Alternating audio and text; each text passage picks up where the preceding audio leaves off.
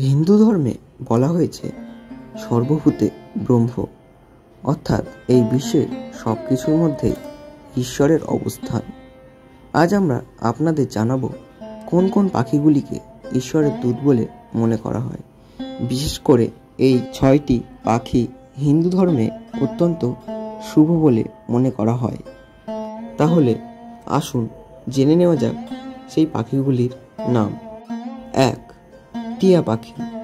হিন্দু ধর্মে টিয়া পাখি অত্যন্ত শুভ। টিয়া পাখি দেখা পাওয়া সৌভাগ্যের লক্ষণ বলে মনে করা হয়। সেই কারণে অনেকেই বাড়িতে টিয়া পাখি পুষে থাকেন। কিন্তু মনে রাখবেন, আকাশের পাখিকে খাঁচায় পুরে বন্দি করে রাখা কোনো মতেই শুভ নয়। টিয়া পাখি যদি নিজে থেকে আপনার বাড়িতে আসে, জানলায় বা কার্নিশে বসে, তবেই তা শুভ লক্ষণ। এর ফলে বাড়িতে কোনো শুভ ঘটনা ঘটতে পারে। আবার একজোড়া টিয়া দেখলে দাম্পত্য জীবনে প্রেম ও সুখ বাড়ে। 2. চড়াই। চড়াই পাখি আমাদের রাজ্যে খুবই দেখা যায়। গৃহস্থ বাড়ির ঘুলঘুলিতেই সাধারণত বাসা বাঁধে চড়াই। ভগবান শ্রী রামচন্দ্রের বাড়িতেও চড়ুই পাখিকে দেখা গিয়েছিল।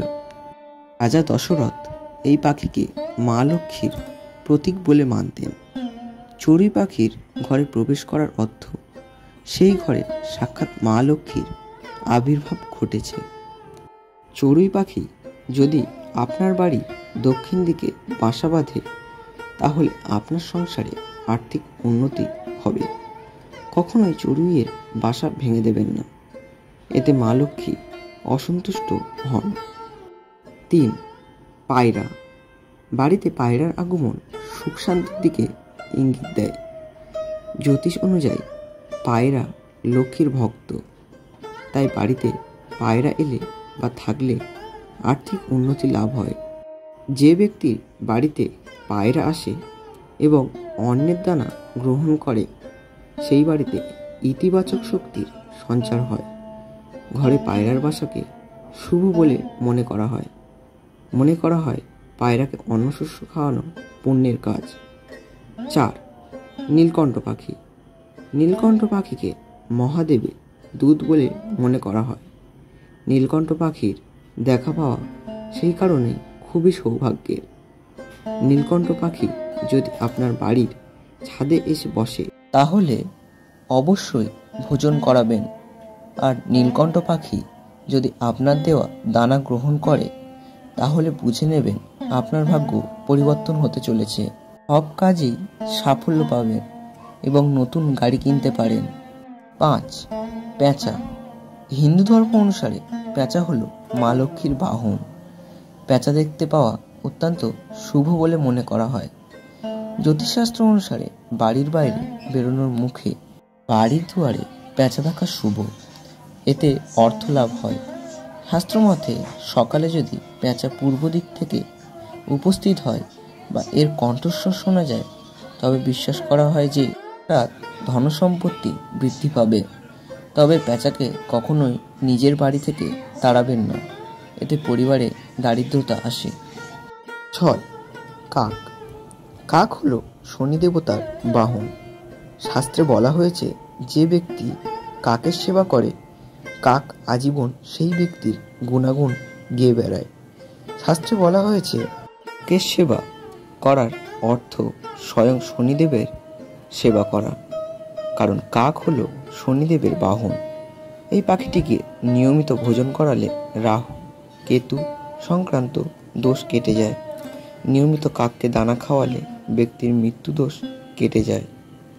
এবার চলুন কিছু অনুপ্রেরণামূলক উক্তি শুনে নেওয়া যাক।